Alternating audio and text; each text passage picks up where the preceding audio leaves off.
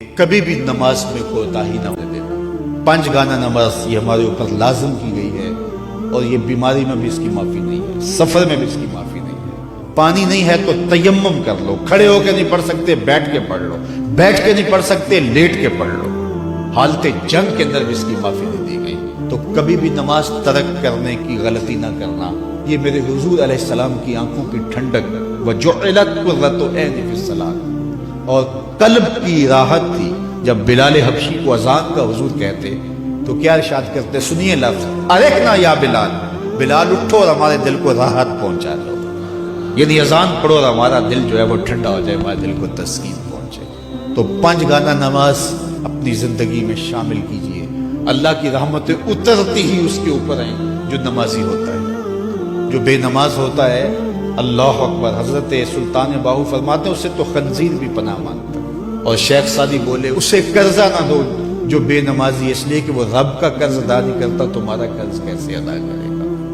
اور حضور غوث اعظم رضی اللہ تعالیٰ عنہ جن کی 11ویں پکاتے ہیں، وہ کیا کہتے ہیں؟ فرماتے ہیں بے نمازی کو مسلمانوں کے قبرستان میں دفن نہ کیا جائے۔ کتنی بڑی بات ہے، من ترک الصلاۃ متعمدا فقد کفر جہارا، فرمایا جس نے جان بوجھ کر نماز چھوڑی گویا اس نے اعلانیہ کفر کیا۔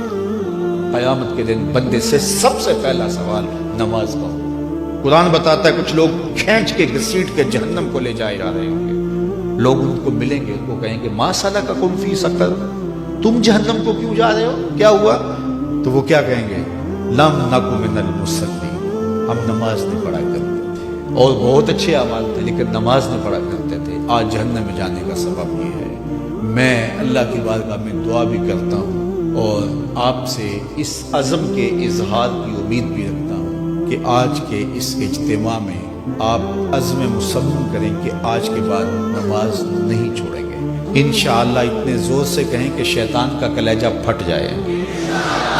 5 گانا نماز شعار زندگی میں۔ مسجدیں بتائیں کہ ایک اجتماع ہوا تھا اسوہ رسول کے نام سے، اور یہ جو مسجدوں کی رونق بڑھ گئی ہے یہ اس اجتماع کا نتیجہ ہے۔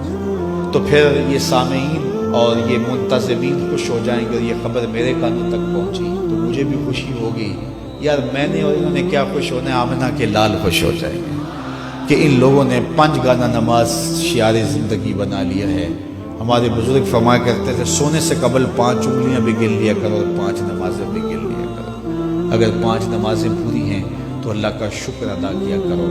کسی کا حق غصب نہ کرنا، کسی کو تکلیف نہ دینا، حقوق العباد کی سختی سے پابندی کی تلقین کی گئی ہے۔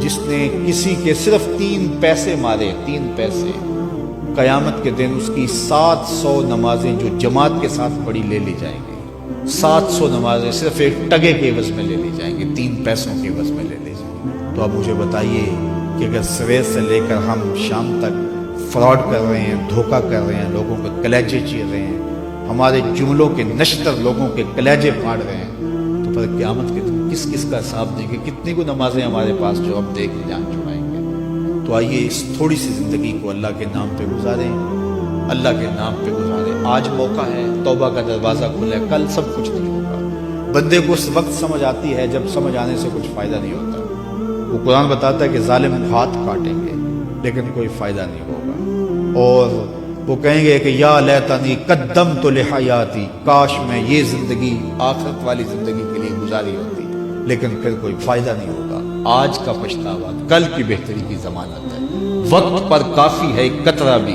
آب خوش ہنگام کا، جل گیا جب کھیت برزمیں تو پھر کس کام۔ اس ویڈیو کو شیئر ضرور کیجئے، ہو سکتا ہے آپ کے ایک شیئر سے یہ بات کسی کے دل میں اتر جائے۔ جزاک اللہ۔